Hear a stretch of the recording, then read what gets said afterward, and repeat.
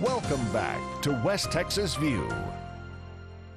Before the break, we were talking about what happens if you pre-plan early for your death and burial, and then you live to be 95 and you don't have anybody else, family or friends still living. And that's one of the reasons to put it on a computer disk so that you can constantly update it. That it's something that people can look at and know that you updated it, just like you do your budget every year and your estate planning every year. But now let's talk about cemeteries. We haven't talked about that. Whether you're going to be just have ashes interred, or whether you're going to have a body. Talk about cemeteries. And by the way, I want us to talk about veterans cemeteries, okay, and the fact that you don't pay for a lot of these costs in a veterans cemetery. Like funeral homes, cemeteries can vary a great deal in price. And people think they're going to go to the cemetery and they're going to buy that nice space underneath the big oak tree or next to the babbling brook, and they don't realize what happens after you purchase it. And then you find out maybe about the regulations, about what kind of, you're required to have a certain type of memorial. You can't have this or that. You can't have artificial flowers, or what's required to be put in the ground. There's two types of cemeteries, perpetual care and non-perpetual care. And perpetual care cemeteries are a certain percentage, generally about 15% of the cost of the grave is going to be put into a trust fund. When the cemetery fills up and there's no more revenue coming in, no more property sold, then the trust fund can take over, and the interest on that can take care of a certain amount of maintenance to the cemetery. So, and then the non-perpetual care, they don't get as much maintenance, and of course there's cemeteries all over the country that have been left in disrepair, or the neighborhood's keeping it up, or the county, or whoever.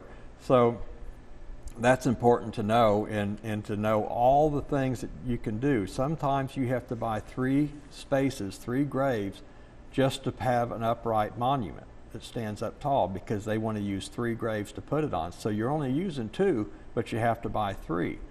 So there's a lot of things that you need to check into.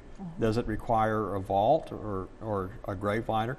Typically, a vault is not required anywhere. I saw some place that... And see, I thought that every person I've ever talked to thought you had to have a vault. Well, a vault is different than a grave liner. A vault offers protection. It's the big concrete box. Well, they can be made out of different materials, but the idea of a vault is it's designed to prevent the entrance of outside elements. A grave liner is designed to support the weight of the earth. A perpetual care cemetery wants to support the weight of the earth. They don't want the grave to sink and make it unattractive and hazardous and all that, so they require that. In a rural non-perpetual care cemetery, typically there's a pile of dirt in the back of the cemetery, and from time to time they fill up a wheelbarrow and put a little more dirt on the grave as it sinks. So that's the purpose of the, and know the difference between a vault and a grave liner, because a lot of people use the term vault as a generic term. And a vault is very expensive. A vault can be more expensive than a grave liner. And there's, of course, different, like caskets, there's different levels. Nothing is going to preserve the body. So that's up to you. If that makes you feel comfortable and it gives you peace of mind, that's worth, that's priceless. If it doesn't drive you into bankruptcy. Yeah, that's right, if you can afford it. But some of the other decisions on cemeteries, if you're cremated, you don't have to bury the ashes anywhere. And so you don't even have to have a cemetery decision. A cremation, burial, and donation, body donation, are the 3 final disposition.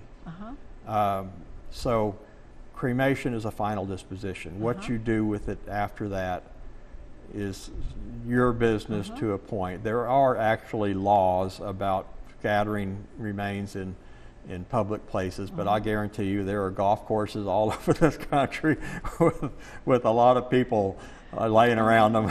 Yeah.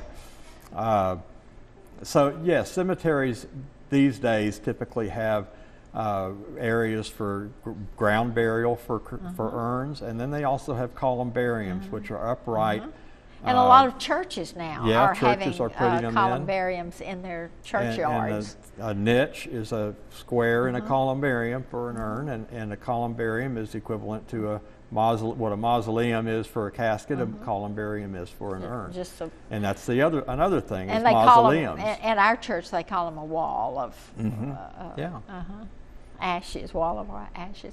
But tell me though, what about private cemeteries at churches where they actually have graveyards on the church lots? Well, that started way back, way back, and yeah, a lot of churches had those then, and they got away from them. Now in Texas, there are laws on where you can start a cemetery, and you cannot start a new cemetery within so many miles of a city with so much population.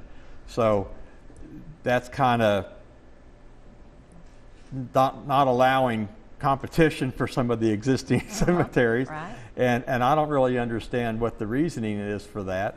However, if you're a municipality or a church, or you're expanding an existing cemetery on the same property line, you can do that. But a church or a municipality can start a new one, but a independent cannot. And so that makes it a little more to know. And the churches, well, you know, they take care of it. They don't have to have perpetual care trust funds set up as long as the church guarantees the perpetual care.